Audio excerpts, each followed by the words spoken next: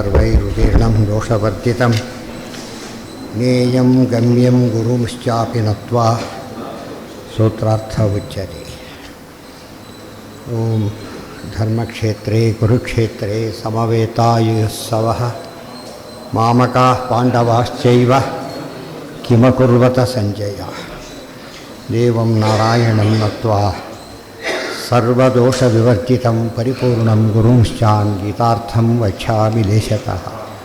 समस्तगुणसम्पूर्णं सर्वदोषविवर्जितं नारायणं नमस्कृत्य गीता तात्पर्यमुच्यते।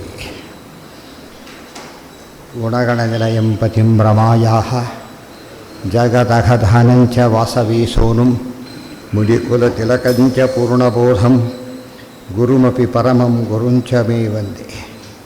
लक्ष्मीनारायणं नत्वा पूर्णबोधादिकान् गुरून् कुर्म श्रीकृष्णगीतायाः ಭಾಷ್ಯಾದ್ಯುಕ್ತಾರ್ಥಸಂಗ್ರಹ. ಏನಾಯಿತು ಇದರಲ್ಲಿ ದುರಾಚಾರ ಪ್ರಶ್ನೆ ಬಂದಾಗ ಬಹಳ ದೊಡ್ಡ ದೊಡ್ಡವರು ಸಾಮಾನ್ಯವಾಗಿ ಭಾರತ ರಾಮಾಯಣ ಪುರಾಣ ಕಥೆ ಕೇಳೋರೆಲ್ಲ ಎಷ್ಟೆಷ್ಟು ದೊಡ್ಡವರು ಎಂಥದ್ದು ಮಾಡಿಬಿಟ್ಟಿದ್ದಾರೆ. ಅದು ನಮಗೆಲ್ಲ ಯಾವ ಲೆಕ್ಕ ಈ ರೀತಿ ಯೋಚನೆ ಮಾಡೋಕ್ಕೆ ಶುರು ಮಾಡ್ತಾರೆ. ಅದಕ್ಕೆ ಹೇಳಿದೆಲ್ಲ ಮಹಾಜ್ಞಾನಿಗಳಿಗೆ ಹೇಳಿದ ಮಾತೇ ಹೊರತು ಯಾರಿಗೆ ಹೇಳಿದ್ದಲ್ಲ, ಸಾಮಾನ್ಯರಿಗೆ ಹೇಳಿದ್ದಲ್ಲ. ಯಾಕೆ ಹೆಚ್ಚು ಪುಣ್ಯ ಮಾಡೋ ಪ್ರಸಕ್ತಿನೇ ಇಲ್ಲ. ಆದ್ದರಿಂದ ಅಧಿಕ ಪುಣ್ಯ ನಾಶಕ್ಕೋಸ್ಕರ ಅವರಿಂದ ಪಾಪ ಕಾರ್ಯ ನಡೆದು ಪುನಃ ಅದು ಅವರಿಗೆ ಒಳ್ಳೆಯದಕ್ಕೆ ಕಾರಣ ಆಗುತ್ತೆ ಹೊರತು ಕೆಟ್ಟದ್ದಕ್ಕಲ್ಲ ಅಂತ ತಾತ್ಪರ್ಯ.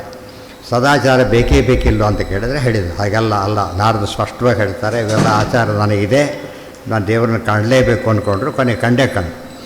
ಆಚಾರ ಬೇಕೇ ಬೇಕು ಎಂಬುದಕ್ಕೆ, ವಿಚಾರ ಪ್ರಧಾನ ಅನ್ನೋದಕ್ಕೆ ಇವೆಲ್ಲ ನಿದರ್ಶನ. ಇತಿ ಮೋಕ್ಷಧರ್ಮೇ ಆಚಾರಸ್ಯ ಸಾಧನತ್ವೋಕ್ತೇಶ್ಚ ಜ್ಞಾನಾಭಾವೇ ಚ ಸಮ್ಯಕ್ ಭಕ್ತ್ಯಭಾವ. ಆಯ್ತು, ಬರೀ ಭಕ್ತಿಯಿಂದಲೇ ಮುಕ್ತಿ ಅಂತ ವಾದ ಮಾಡಿದರೂ ಕೂಡ ಭಕ್ತಿ ಸರಿಯಾಗಿ ಬರೋದು ಜ್ಞಾನ ಬಂದ ಮೇಲೆ ಮಾತ್ರ. ಆದ್ದರಿಂದ ಜ್ಞಾನ ಅತ್ಯಂತ ಅಗತ್ಯ ಎಂಬ ತಾತ್ಪರ್ಯ. ತಥಾಹಿ ಹೌದು, ಯಾವ ಚತ್ವಾರಿ, ಒಂದು ವಾಕು ಹೊಟ್ಟೆ ಬಾಯಿ ಗೊತ್ತಾಯ್ತಾ. ಆಮೇಲೆ ಮೈಥುನ, ನಾಲ್ಕನ್ನು ಗೆಲ್ಲಬೇಕು. ಬಾಯಿ ಚಪಲ ಇದ್ದರೆ ತಿನ್ನೋಕ್ಕಾಗಲ್ಲ. ಹೊಟ್ಟೆ ಕಂಟ್ರೋಲ್ ಮಾಡಬೇಕು. ಬೇಕು ಅನಿಸಿದ್ರು ಕೂಡ ನಿಲ್ಲಿಸ್ಬೇಕು. ಅದೇ ರೀತಿ ಕೆಟ್ಟ ಮಾತಾಡಬಾರ್ದು. ಸರಿಯಾಗಿ ಮನಸ್ಸಲ್ಲಿ ಏನೇನು ತಕ್ಷಣ ಹೊಟ್ಟೆ ಬಾಯಲ್ಲಿ ಅಂದುಬಿಟ್ರೆ ಆಮೇಲೆ ತಿದ್ಕೊಡೋಕ್ಕೆ ಬರುತ್ತೆ. ಆಮೇಲೆ ಬರೋದಿಲ್ಲ. ಗುಂಡು ಹೊಡೆದ್ರೆ ಹೇಗೋ ಹಾಗೆ ಅಲ್ಲಿರೋವರೆಗೂ ನೀವು ಚಾನ್ಸ್ ಇದೆ, ಬಿಟ್ಟ ಮೇಲೆ ಹೋಯ್ತದೆ. ಅದೆಲ್ಲ ಅರ್ಥ ಮಾಡಿಕೊಂಡ್ರೆ ಚತ್ವಾರಿ ಗುಪ್ತಾರಿ ಯಥಾಗಮಮ್ಮೆ, ಶಾಸ್ತ್ರೋಕ್ತ ರೀತಿಯಲ್ಲಿ ನಾನು 4 ಗೆದ್ದಿದ್ದೇನೆ. ಇದು ಗೆಲ್ಲದೆ ಇದ್ದವರಿಗೇನು ಬರೋದಿಲ್ಲ ಎಂದು ಕೂಡ. ಗುಪ್ತಿ ಅಂತ ಹೇಳಿದರೆ ಒಂದು ಏನೇನೋ ಮಾತಾಡೋದು, ಇನ್ನೊಂದು ಏನೇನೋ ತಿನ್ನೋದು, ಎರಡೂ ಕೂಡ. ಹೊಟ್ಟೆಗೆ ಅತಿ ಆಸೆ ಪಡೋದು, ಇವೆಲ್ಲ ದೋಷಗಳು ಕೂಡ ಮನುಷ್ಯನ ಹಾಳು ಮಾಡುತ್ತೆ. ಇತಿ ಮೋಕ್ಷಧರ್ಮೇವ ಆಚಾರಸ್ಯ ಸಾಧನತ್ವೋಕ್ತೇಶ್ಚ. ಯಾವ ಮೋಕ್ಷಧರ್ಮ ಪರ್ವದಲ್ಲಿ ಜ್ಞಾನಕ್ಕೆ ಮಹತ್ವ ಕೊಟ್ಟಿದೆಯೋ ಅಲ್ಲಿ ಆಚಾರಕ್ಕೂ ಮಹತ್ವ ಕೊಟ್ಟಿದೆ. ಎಲ್ಲಿ ಆಚಾರಕ್ಕೆ ಕೊಟ್ಟಿದೆ ಮಹತ್ವ ಕೊಟ್ಟು ಅಲ್ಲಿ ವಿಚಾರಕ್ಕೂ ಮಹತ್ವ ಕೊಟ್ಟಿರೋದ್ರಿಂದ ಎರಡೂ ಬೇಕು. ಆಚಾರದಿಂದ ವಿಚಾರ, ವಿಚಾರದಿಂದ ದರ್ಶನ, ದರ್ಶನದಿಂದ ಮೋಕ್ಷ. ವಿನಾ ಜ್ಞಾನಂ ಕುತೋ ಭಕ್ತಿ ವಿನಾಚತದೆ. ಜ್ಞಾನ ಇಲ್ಲದೋದ್ರ ಭಕ್ತಿ ಎಲ್ಲಿ, ಭಕ್ತಿ ಹೋದ್ರೆ ಜ್ಞಾನ ಎಲ್ಲಿ ಬರುತ್ತೆ ಅಂತ ಹೇಳಿದರು. ಭಕ್ತಿ ಪರೇ ಸ್ವೇ ಅನುಭವ ವಿರಕ್ತಿ ಅನ್ಯತ್ರ ಚೈತತ್ರಿಕಮೇಕಕಾಲ ಇತಿ ಚ ಭಾಗವತೆ. 3 ಒಟ್ಟಿಗೆ ಇರಬೇಕಿವೆಲ್ಲ. ಜ್ಞಾನ, ಭಕ್ತಿ, ವೈರಾಗ್ಯ ಒಂದೊಂದು ಸತ್ತು ಒಂದೊಂದು ಮಾಡ್ಕೊಳ್ತೀವಿ ಅಂತ ಹೇಳಿದರೆ ಸಾಧ್ಯ ಇಲ್ಲ. 3 ಜೊತೆಗಿರಬೇಕು. ಹೇಗೆ ಅಂದರೆ ಭಕ್ತಿ ಪರೇ ಸ್ವೇ ಅನುಭವ ವಿರಕ್ತಿ, ದೇವರಲ್ಲಿ ಭಕ್ತಿ, ಒಳ್ಳೆ ಅನುಭವ, ಒಳ್ಳೆ ಜ್ಞಾನದ ಫಲ, ಆಮೇಲೆ ವೈರಾಗ್ಯ. 3 ಯಾಕೆ ಒಂದೇ ರೀತಿ ಹೇಗಿರಬೇಕು ಅಂದರೆ ದೃಷ್ಟಾಂತ ಮುಂದಿನ ವಾಕ್ಯ ಇದೆ ಭಾಗವತದೊಳಗೆ. ಯಥಾಶ್ಚತಸ್ಯು ತುಷ್ಟಿ ಪುಷ್ಟಿ ಕ್ಷುತಪಾಯೋ ಅನುಘಾಸಂ.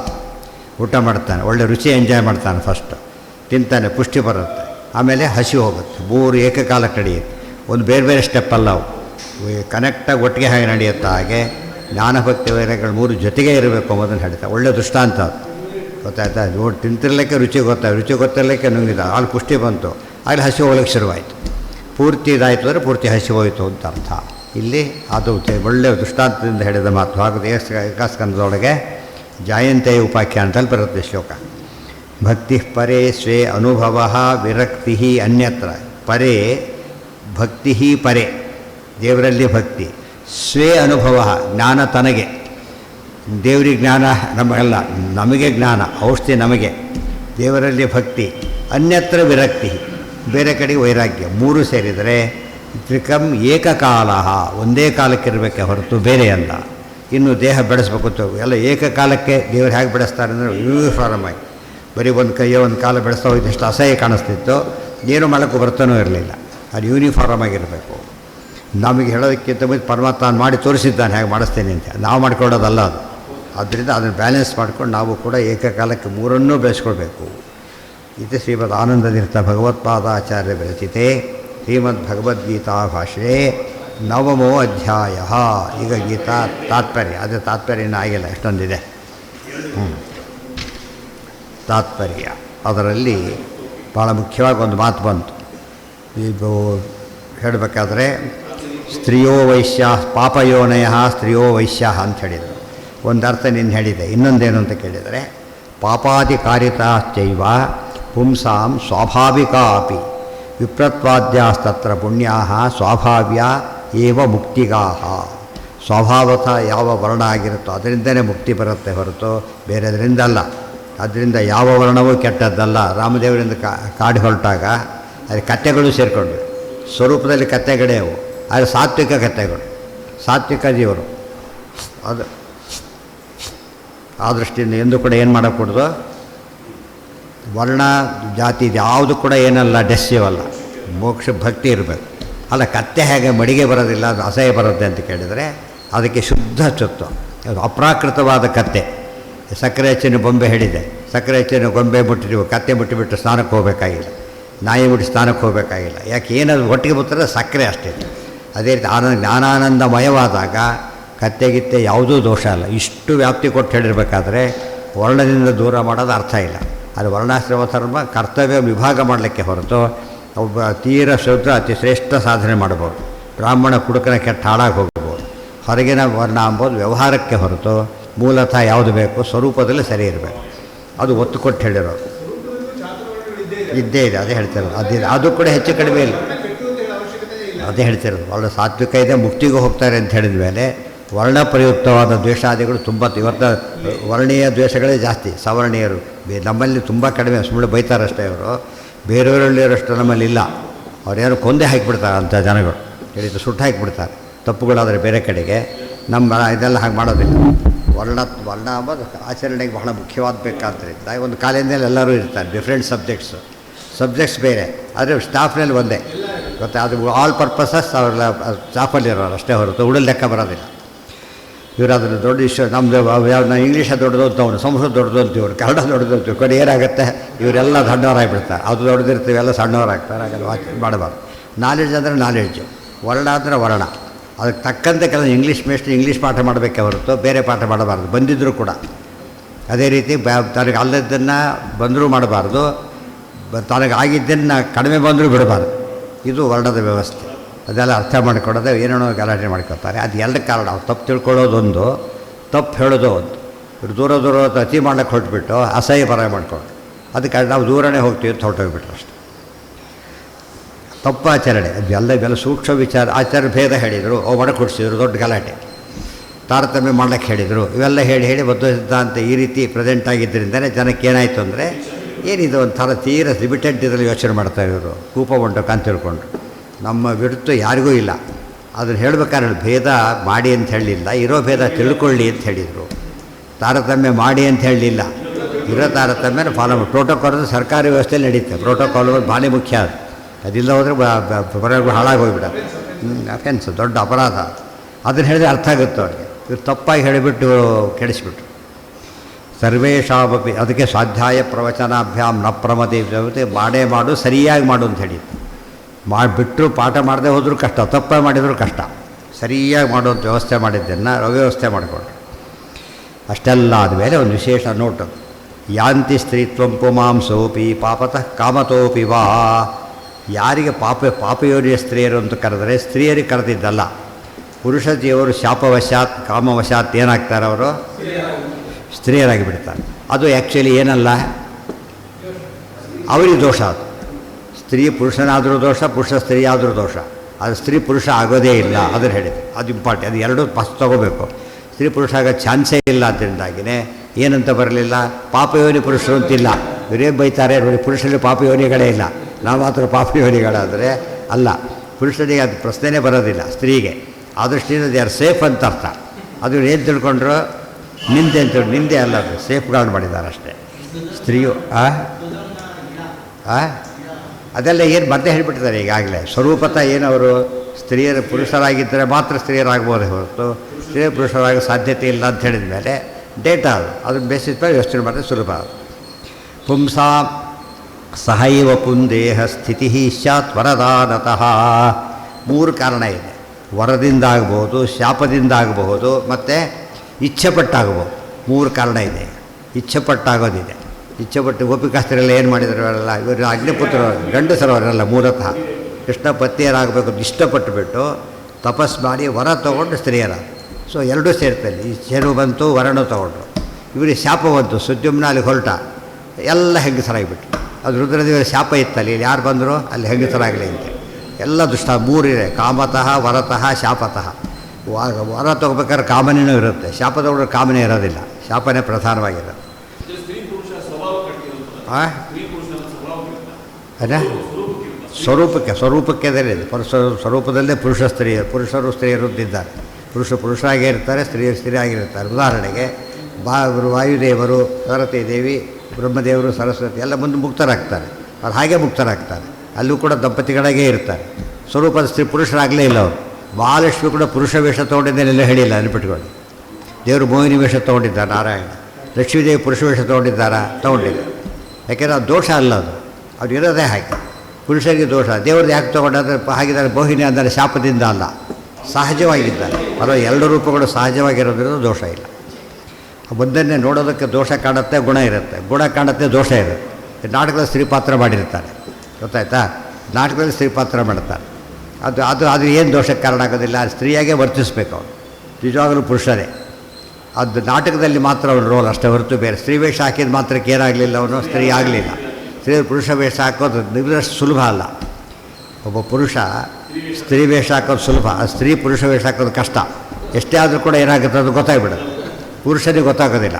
ಆ ದೃಷ್ಟಿಯಲ್ಲಿ ಕಾಮನ್ ಸೆನ್ಸಿಗೆ ಕೂಡ ಯಾವುದು ಪಾಸಿಬಲ್ ಅಲ್ಲ ಅದು ಯೋಚನೆ ಮಾಡಿದರೆ ಇದು ಸರಿಯಾಗಿದೆ. ನ ಸ್ತ್ರೀಯೋ ಯಾತ್ರೆ ಪುಂಸ್ವಂತು ಸ್ವಭಾವಾದೇವ ಯಾ ಸ್ತ್ರೀಯ. ಸ್ವರೂಪದಲ್ಲಿ ಸ್ತ್ರೀಯರಾಗಿದ್ದರೆ ಏನು ಮಾಡಿ ಪುರುಷ ಜನ್ಮ ಬರೋದೇ ಇಲ್ಲ ಅವರಿಗೆ, ಪುರುಷ ದೇಹನೂ ಬರೋದಿಲ್ಲ. ಹಾಗಿದ್ದರೆ ಇವಳು ಬಂತಲ್ಲ ಅಂಬೆಗೆ ಅಂತ ಕೇಳಿದರೆ, ಅಂಬೆಗೆ ದೇಹ ಬರಲಿಲ್ಲ. ತುಂಬಿರೋ ದೇಹದೊಳಗೆ ಯಾಕೆ ಕೂತಲು ಅಷ್ಟೇ ಹೊರತು ಅಲ್ಲಿ ಕೂತಿರೋದು ಪುರುಷರೇ. ಇವಳು ಜೊತೆಗಿದ್ದಾಳೆ, ನೋಡೋರು ಕಡೆಗೆ ಹಾಕಿ ಕಾಣಿಸ್ತಾ ಇದ್ದು, ಅದು ಬುಡದ್ದು ಕಾಣೋದಿಲ್ಲ ಅವರಿಗೆ ಅಷ್ಟೇ ಹೊರತು ಏನಲ್ಲ, ಅದು ಪುರುಷ ದೇಹ ಬಂದ ಪ್ರಸಂಗ ಅಲ್ಲ, ಪುರುಷ ದೇಹದಲ್ಲಿ ಇದ್ದ ಪ್ರಸಂಗ ಅದಿದೆ. ಆದರೆ ಪುರುಷ ಸ್ತ್ರೀ ಆಗಬೇಕಾದ್ರೆ ಅವ್ರು ಪೂರ್ತಿ ಸ್ತ್ರೀಯರಾಗಿಬಿಡ್ಬೋದು, ಏನಾಗಲಿಕ್ಕೆ ಸಾಧ್ಯ ಇಲ್ಲ. ಪುಂಸಾ ಸಹೈವ ಪುಂದೇಹ ಸ್ಥಿತಿ ಸ್ಯಾದ್ ವರದಾನತಃ ತಜ್ಜನ್ಮನಿ ವರಾ ಪಾಪಜಾತಾಭ್ಯೋ ನಿಜಸ ಸ್ತ್ರೀಯ. ಪುಂಸಾ ಸಹೈವ ಪುಂದೇಹ ಸ್ಥಿತಿ. ಪುರುಷ ಜೀವನದೊಂದಿಗೆ ಪುರುಷ ದೇಹದಲ್ಲಿ ಜೊತೆಯಾಗಿ ಇರಬಹುದೇ ಹೊರತು ಏನಾಗಲಿಕ್ಕೆ ಸಾಧ್ಯ ಇಲ್ಲ. ಅದು ಅವರೇ ಸ್ತ್ರೀ ಆಗಲಿ ಪುರುಷರಾಗಲಿಕ್ಕೆ ಸಾಧ್ಯ ಇಲ್ಲ. ಅದು ಇವರೇ ಸ್ತ್ರೀಯಾಗೋ ಸಾಧ್ಯತೆ ಇದೆ. ಗೋಪಿಕಾ ಸ್ತ್ರೀಯರು ಒಳ್ಳೆ ದೃಷ್ಟಾಂತ. ಗೋಪಿಕಾ ಸ್ತ್ರೀಯರಲ್ಲ, ಕೃಷ್ಣ ಪತ್ನಿಯರು. ಗೋಪಿಕಾ ಸ್ತ್ರೀಯರೆಲ್ಲ ಅಪ್ಸರಿಯರವರು, ಸ್ವರೂಪದಲ್ಲೂ ಸ್ತ್ರೀಯರು ಅಲ್ಲೂ ಆದರು. ಕೃಷ್ಣ ಪತ್ನಿಯರು 8 ಜನ ಬಿಟ್ಬಿಟ್ರೆ ಉಳಿದ 16,100 ಜನಗಳು ಗಂಡಸರವರು, ಗೊತ್ತಾಯ್ತು. ಅಗ್ನಿದೇವರ ಮಕ್ಕಳು ಅವರೆಲ್ಲ ತಪಸ್ಸು ಮಾಡಿ ಹುಡುಗಿಯಾಗಿ ಹುಟ್ಟಿ ಕೃಷ್ಣನ ಮದುವೆಯಾಗಿ ಇದ್ದು ಬಿಟ್ಟು ಮತ್ತೆ ಅವ್ರು ಪುರುಷರಾದರೆ ಹೊರತು ಏನಾಗಲಿಲ್ಲ, ಸ್ತ್ರೀಯರಾಗಿ ಉಳ್ಕೊಳ್ಳಿಲ್ಲ. ಅದು ಟೆಂಪರರಿ, ಅದು ಔಪಾಧಿಕ ಅಂತ ಕರೀತಾರೆ. ಪುಂಸಾ ಸಹೈವ ಪುಂದೇಹ ಸ್ಥಿತಿ ಸ್ಯಾತ್ ವರದಾನತಃ ತಜ್ಜನ್ಮನಿ ವರಾ ಪಾಪಜಾತಾಭ್ಯೋ ನಿಜಸ ಸ್ತ್ರೀಯ. ಅದು ಕೂಡ ನಡೆದಿದ್ದೆ, ಅದಕ್ಕೆ ವರದಿಂದ ಸಾಧ್ಯವಾಯಿತು, ಬೇರೆ ಇಲ್ಲ. ತಜ್ಜನ್ಮನಿ ವರಾಹ ಪಾಪಜಾತಾಭ್ಯೋ, ಇಂಥವರು ಪಾಪಯೋನಿ ಸ್ತ್ರೀಯರು ಅಂತ ಕರೆದ ಹೊರತು ಎಲ್ಲ ಸ್ತ್ರೀಯರು ಪಾಪಯೋನಿಗಳಲ್ಲ. ಆ್ಯಕ್ಚುಲಿ ಒಳ್ಳೆ ಸಪೋರ್ಟ್ ಕೊಟ್ಟ ಶ್ಲೋಕ ಇದು. ಅಪಾರ್ಥ ಮಾಡ್ಕೊಂಡು ಏನು ಮಾಡಿಬಿಟ್ರು, ಬಾರಿ ಬೈತಾರೆ, ಸ್ತ್ರೀ ಪಾಪಗಳು ಅಂತ ಕರೀತಾರೆ ಅಂತೇಳಿ ಇಲ್ಲದ ಆರೋಪ ಮಾಡಿ ಜನದಲ್ಲಿ ಮೂಲ ಯಾರಿಗೂ ಗೊತ್ತಿರೋದಿಲ್ಲ, ಅರ್ಥ ಮಾಡ್ಕೊಳ್ಳೋಕ್ಕೂ ಬರೋದಿಲ್ಲ. ಅವರೆಲ್ಲ ದೂರ ಆಗಾಯ್ತು ಅದರಿಂದ.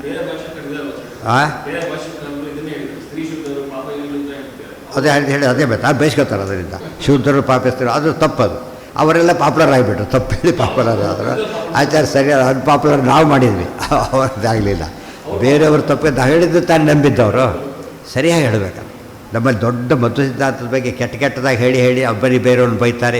ಇದೇ ಪಿಕ್ಚರ್ ಕೊಟ್ಬಿಟ್ರು, ದೂರ ಇಡ್ತಾರೆ, ಹಾಗೆ ಅಂತಾರೆ, ಬರೀ ಶಾಪ ಇರೋಣ ಪಾಪ ಹಿಂದೆಲ್ಲೇ ಹೇಳಿಲ್ಲ, ಬರೀ ಹೇಳ್ತಾ ಶುರು ಮಾಡಿಬಿಟ್ಟು ಅದರಿಂದ ಏನಾಯ್ತು, ಇವರಿಗೆ ಬರೀ ದೂರ ಆಗ್ತಿದ್ದಾರೆ, ನಮ್ಮನ್ನು ದೂರ ಮಾಡೋಕ್ಕೆ ಹೊರಟಿದ್ದಾರೆ, ತಾವು ದೂರ ಆಗ್ತಿದ್ದಾರೆ. ಅವ್ರು ನಿಮ್ಮ ಪಾಡಿ ನೀವು ನಮ್ಮ ಹತ್ರ ಯಾಕೆ ಬರ್ತೀರಿ ಅಂತೇಳಿ ನಾವು ನಿಮ್ಮ ಹತ್ರ ಇರೋದಿಲ್ಲ ಅಂತ ಹೊರಟು ಸ್ವಯಂಕೃತಾಪರಾಧೆ ಅಂತೇವಲ್ಲ, ಹಾಗೆ ಮಾಡಬಾರ್ದು. ಸರ್ವೇಷಾಮಪಿ ಜೀವಾನಾಂ ಅಂತ್ಯದೇಹೋ ಯಥಾ ನಿಜಃ ತಜ್ಜನ್ಮನಿ ವರಾಹ ಪಾಪಜಾತಾಭ್ಯ. ಎಷ್ಟೋ ಸರ್ತೆ ಲಾಯರ್ಸ್ ಕೇಸ್ ಕೆಡಿಸ್ತಾರೆ ಅಂತಾರಲ್ಲ, ಹಾಗೆ ಅವ್ನು ಬ್ಯೂನ್ ಮಾಡಿ ವಾದ ಮಾಡೋನು ರೆಪ್ರೆಸೆಂಟ್ ಮಾಡಿರ್ತಾರೆ. ಪಾಪ ಅವ್ರು ಸರಿಯಾಗಿ ಪ್ರೆಸೆಂಟ್ ಮಾಡಿದ್ರೆ ಏನಾಗುತ್ತೆ, ಬರುತ್ತೆ. ಅವ್ನೇನೋ ಮಾಡಿಬಿಟ್ಟು ಇಂಪಾರ್ಟೆಂಟ್ ಡಾಕ್ಯುಮೆಂಟ್ ಕೊಡೋದೇ ಇಲ್ಲ, ಅಡ್ಜಸ್ಟ್ ಮಾಡ್ಕೊಂಡ್ಬಿಟ್ಟು ಅವೆಲ್ಲ ಎಲ್ಲರೂ ಮಾಡೋದಿಲ್ಲ. ಅಂಥ ಗುಂಪು ಯಾವಾಗಲೂ ಇರುತ್ತೆ, ಎಲ್ಲದರಲ್ಲೂ ಕೆಟ್ಟವರು ಒಳ್ಳೆಯವರು ಹೇಗಿರ್ತಾರೋ ಇದ್ದೇ ಇರ್ತಾರೆ. ಅವ್ರು ಡಾಮಿನೇಟ್ ಆದಾಗ ಈ ಥರ ಅವ್ರ ಮೇಲೆ ತಪ್ಪು ತಿಳುವಳಿಕೆ ಬಂದುಬಿಡುತ್ತೆ ಅಷ್ಟೇ. ಸರ್ವೇಶಾಂ ಇವರೆಲ್ಲ ಪಂಡಿತರೆಲ್ಲ ಏನು ರೆಪ್ರೆಸೆಂಟ್ ಮಾಡೋರು, ಸರಿಯಾಗಿ ಮಾತ್ರ ರೆಪ್ರೆಸೆಂಟ್ ಮಾಡಬೇಕು. ತಮ್ಗೆ ಇಷ್ಟ ಇರುತ್ತೋ ಬಿಡುತ್ತೋ, ಒಂದು ಪಾಠ ಮಾಡ್ತಿದ್ದಾರೆ, ಪಾಠದಲ್ಲಿ ಇಷ್ಟ ಇಲ್ಲದ ವಿಷಯ ಇದೆ, ಬಟ್ ಹಾಗೆ ಪಾಠ ಮಾಡೋಕೆ ಚೇಂಜ್ ಮಾಡೋಂಗಿಲ್ಲ. ಚೇಂಜ್ ಮಾಡಿದ್ರೆ ಇವನು ಆಯ್ತು, ಅದು ಪಾಠ ಆಗಲಿಲ್ಲ. ಅರ್ಥ ಆಯ್ತಾ? ಬೇಕಾದ್ರೆ ರಿಮಾರ್ಕ್ ಆಮೇಲೆ ಮಾಡ್ಕೊಳ್ಳಿ, ಅಲ್ಲಿ ಮಾತ್ರ ಏನೂ ಮಾಡೋಂಗಿಲ್ಲ. ಟೆಕ್ಸ್ಟ್ ಹಾಗೆ ಮಾಡಬೇಕು ಹೊರತು ಬೇರೆ ಬರ್ತಾರೆ, ಬೇರೆ ನೋಟ್ ಕೊಡಬೇಕು, ಅದಕ್ಕೆ ತಾವು ಬದಲಾಯಿಸ್ಬಾರ್ದು. ತಜ್ಜನ್ಮನಿ ವರಾಹ ಪಾಪಜಾತ ಇವರೆಲ್ಲ ಯೋಚನೆ ಮಾಡಿ ಟ್ರೈನ್ ಅಪ್ ಮಾಡಬೇಕು.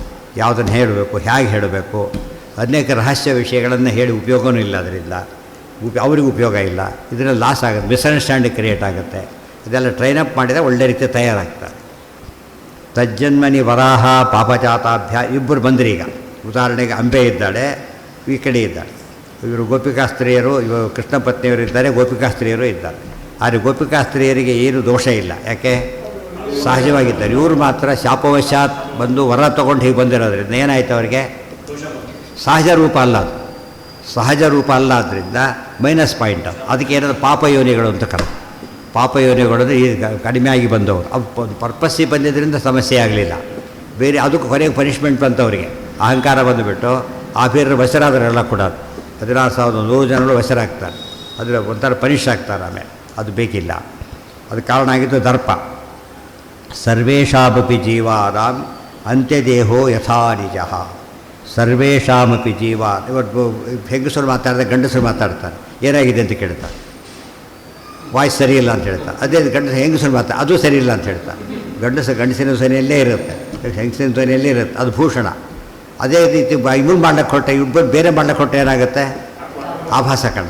ಅದೇನು ದೋಷ, ತಕ್ಷಣ ಪಾಪಯೋನಿ ದೋಷ ಅಂತ ಹೇಳ್ತಾರಲ್ಲ, ಅದು ಪಾಪಯೋನಿ ಆಯಿತು. ಸರ್ವೇಷಾಮಪಿ ಜೀವಾನಾಂ ಅಂತ್ಯದೇಹೋ ಯಥಾ ನಿಜ. ಒಂದು ಫೈನಲ್ ನೋಟಿಸ್, ಇವರು ಏನೇ ಯಾರೇ ಆಗಿರಲಿ, ಕೊನೆಯ ಜನ್ಮ ಮಾತ್ರ ಅವರ ಸ್ವರೂಪದ ಜನ್ಮನೇ ಆಗಿರುತ್ತೆ. ಕೊನೆಯ ಜನ್ಮ ಸ್ವರೂಪದ ದೇಹನೇ ಆಗಿರಬೇಕು. ಇವರು ಉದಾಹರಣೆ ಇದೆ, ಬೆಸ್ಟ್ ಎಕ್ಸಾಂಪಲ್ ಯಾವ್ದು ಬಂತೀಗ, ರಾಮದೇವ್ರ ಹಿಂದೆ ಎಲ್ಲ ಹೊರಟರು, ಖಗಾಮೃಗ ಎಲ್ಲ ಹೊರಟೋದು, ಕತ್ತೆಗಿತ್ತೆ ಹೊರಟೋದು. ಸ್ವರೂಪದಲ್ಲಿ ಹಾಗಿದೆ ಅವರು, ಆ ರೀತಿ ಹುಟ್ಟಿ ಬಂದಿದ್ದಾರಾಗ, ಆಗ ಹೊರಟರು ಅಷ್ಟೇ ಹೊರತು ಅವ್ರು ಜ್ಞಾನಿಗಳವರೆಲ್ಲ ರೂಪದಲ್ಲಿ ಹಾಗಿದ್ದಾರೆ. ಅಂತ್ಯದೇಹ ಯಥಾ ನಿಜ ಅಂತ. ಅದೇ ರೀತಿ ಜಡಭರತನಿಗೆ ಇದರಲ್ಲಿ ಮೋಕ್ಷ ಆಗಲಿಲ್ಲ, ಬ್ರಾಹ್ಮಣ ಜನ್ಮವನ್ನು ಉಪದೇಶ ಆಮೇಲೆ ಮೋಕ್ಷ ಆಗುತ್ತೆ. ಅವರವರ ಸ್ವರೂಪ. ಇವನಿಗೆ ಕೂಡ ಮುಚುಕುಂದ ರಾಜನಿಗೆ ಕೂಡ ಕೃಷ್ಣ, ನೀನು ಈಗಲೇ ಮೋಕ್ಷ ಕೊಡ್ತೇನೆ, ಆದರೆ ನಿನ್ನ ದೇಹ ಬ್ರಾಹ್ಮಣ ದೇಹ ಆದ್ದರಿಂದ ಮುಂದೆ ಬ್ರಾಹ್ಮಣನಾಗಿ ಹುಟ್ಟಿ ಸದ್ಗತಿ ಬಾ ಅಂತ ಕರೀತಾರೆ. ಅಂತ್ಯದೇಹ ಇದು ಯೋಚನೆ ಮಾಡಿ, ಅಂತ್ಯಕಾಲಕ್ಕೆ ಯಾವ ನಿಜರೂಪ ಹೊರಗೆ ಬರುತ್ತೆ ಅಂತ ಹೇಳ್ತಾರೆ. ಅಲ್ಲಿ ಪಾಂಡರಾಜ ಗೊಂದ ಜಿಂಕೆಗಳನ್ನು, ಆ್ಯಕ್ಚುಲಿ ಜಿಂಕೆಗಳಲ್ಲ, ಏನವು ಋಷಿಗಳು, ಹೊಸ ಮದುವೆ ಆದ ಗಂಡ ಹೆಂಡತಿಯವರು. ಅವರು ಹೊಡೆದ ಬಿದ್ದರು, ತಕ್ಷಣ ಪುರುಷರು, ಅದು ಆ ರೂಪ ಕಾಣಿಸಿದ ತಕ್ಷಣ ಪುರುಷ ಬಲಿಷ್ಠ ರೂಪಗಳು. ಇದು ಅಂತ್ಯದೇಹದ ಯಾವ ಹಾಗೇ ಇರಬೇಕು ಅಂತ ನಿಯಮ ಇದೆ, ಅರ್ಥ ಆಯ್ತಾ? ಆ ಹಿನ್ನೆಲೆಯಲ್ಲಿ ಅದನ್ನು ಒಪ್ಪಿಸಕ್ಕೆ ಬರೋದಿಲ್ಲ. ಇಲ್ಲಿ ಬ್ರಾಹ್ಮಣರಿಗೆ ಮಾತ್ರ ಮೋಕ್ಷ ಅಂತ ಎಲ್ಲಿ ಹೇಳ್ತಾರೋ, ಸ್ವರೂಪ ದೇಹ ಬ್ರಾಹ್ಮಣ ದೇಹ ಆಗಿದ್ದರೆ ಅವರಿಗೆ ಮಾತ್ರ ಮೋಕ್ಷ ಅಂತ ಅರ್ಥ, ಎಲ್ಲರಿಗೂ ಹೇಳಲಿಲ್ಲ ಅದನ್ನು. ಇವರು ಎಲ್ರಿಗೂ ಅಪ್ಲೈ, ಬ್ರಾಹ್ಮಣರಾದರೆ ಮೋಕ್ಷ ಇಲ್ಲ, ಬ್ರಾಹ್ಮಣ ಆದರೆ ಮೋಕ್ಷ, ಬ್ರಾಹ್ಮಣ ಮೋಕ್ಷ ಇಲ್ಲ, ಬ್ರಾಹ್ಮಣ ಆದರೆ ಮೋಕ್ಷ ಗ್ಯಾರಂಟಿ, ಅದು ಬೇರೆ. ಅದು ನಾವು ಏನು ಬೇಕಾದ್ರೆ ನಡೀತದೆ. ಅಂತ್ಯದೇಹ ಇಟ್ಕೊಂಡು ಉಳಿದವ್ರ ಅಂತ್ಯದೇಹಕ್ಕೆ ಮಾಡೋ ದೇಹನೇ ಹೊರತು ಸರಿಯಲ್ಲ. ಅದು ಪದ ಅರ್ಥ ಆಗಬೇಕಾದ್ರೆ ಟರ್ಮಿನಾಲಜಿ ಗೊತ್ತಿರಬೇಕು. ಅದಕ್ಕಾಯ್ತು ಎಷ್ಟು ವಾರನೂ ಮಾಡ್ತಾರೆ, ಸರಿಯಾಗಿ ಹೇಳಬೇಕು ಅಂತೇಳಿ. ಸರಿಯಾಗಿ ಹೇಳೋಕ್ಕೆ ಅಲ್ಲಿಂದ ಬಂದರು ಅವರು. ಮತ್ತು ಅದನ್ನು ಇವ್ರು ಲೈಟಾಗಿ ತೊಗೊಂಡ್ಬಿಟ್ಟು ಇಲ್ಲಿ ಏನೇನೋ ಭಯ ಶುರು ಮಾಡ್ತಾರೆ. ಅದನ್ನ ಹೇಳೋದಲ್ಲ, ನಾನು ಗೊತ್ತಿಲ್ಲ ಹೇಳೋದಿಲ್ಲ ಅಂತ ಹೇಳಬೇಕು. ನನಗೆ ಗೊತ್ತಿಲ್ಲ ಅಂತ ಹೇಳೋದು ದೋಷ ಅಲ್ಲ. ನೀವು ಹಾರ್ಟ್ ಸ್ಪೆಷಲಿಸ್ಟ್ ಹೋಗಿ ನೀವು ಮೂಳೆಗೆ ಬರೆಸಿ ಇಲ್ಲಿ ಆ ಕಡೆ ಹೋಗಿ ಅಂತ ಹೇಳ್ತಾರೆ. ಏನು ಕೇಳಿ, ಇಲ್ಲ ಇಲ್ಲಿ ಹೋಗಿ ಚೆನ್ನಾಗಿ ಮಾಡ್ತಾನೆ, ಹೇಳ್ತೀನಿ ಬೇಕಾದ್ರೆ, ನಾನು ಮಾಡ್ತೀನಿ ಅಂತ ಹೇಳಲ್ಲ. ಆ ಒಂದು ಪ್ರಾಮಾಣಿಕತೆ ಬೇಕು. ಅವ್ರಿಗೆ ರೆಫರ್ ಮಾಡ್ತಾರೆ, ಇಲ್ಲಿ ಹೋಗಿ ಅಂತ. ಇವರು ರೆಫರ್ ಮಾಡಿ ಈ ವಿಷಯ ಅಲ್ಲಿ ಹೋಗಿ ಅಂತ ಹೇಳಬೇಕು ಹೊರತು ನಾನೇ ಮ್ಯಾನೇಜ್ ಮಾಡ್ತೀನಿ ಅಂತ ಹೇಳಬಾರ್ದು. ಮುಕ್ತೌ ಚ ನಿಜಭಾವ ಸ್ಯಾತ್ ಕರ್ಮಭೋಗಾಂತರತೋಪಿ ಚ.